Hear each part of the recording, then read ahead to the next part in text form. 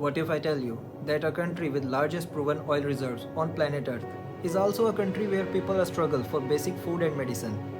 That country is Venezuela, a country rich in oil, yet millions of its citizens are living through the worst economic collapse of the modern history. The official story says that US sanctions are meant to pressure a government, but the real question is that do the sanctions are punishing the leaders or they are punishing the lives of ordinary people? In today's video, we will find the real reason behind US sanctions on Venezuela.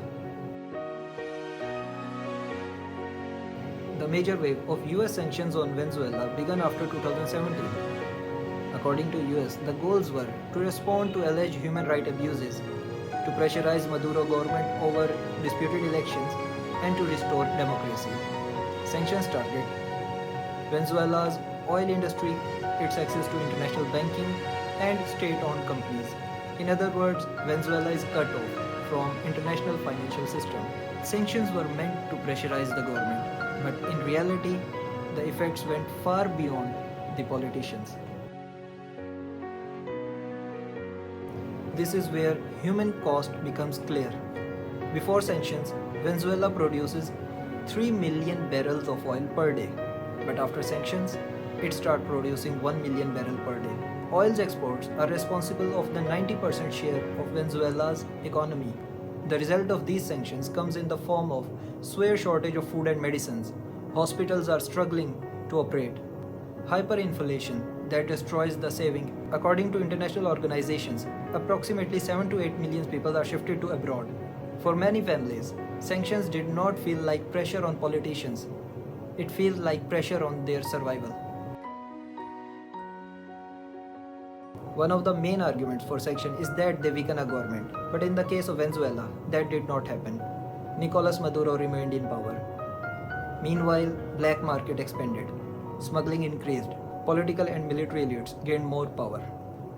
In many cases, sanctions actually strengthened the grip of those who are already in power. So the big question is this: if sanctions hurt people more than the leaders, then who are they really helping?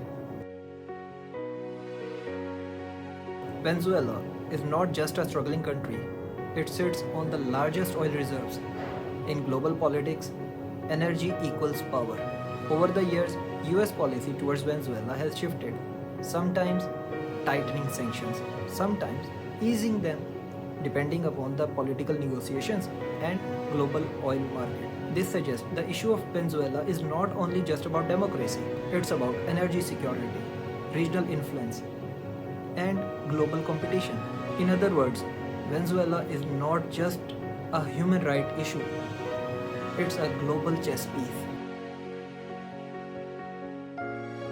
The story of Venezuela shows a harsh reality.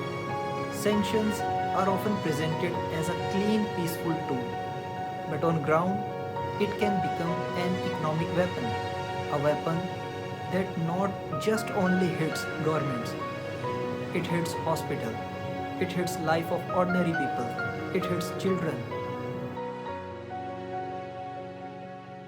So next time, when you hear about sanctions on the news, ask yourself, are they really changing the government or are they quietly changing the lives of millions of innocent people? Because behind every sanction, there is a human story. If you like this video, subscribe my channel and press the bell icon for more updates. Thank you.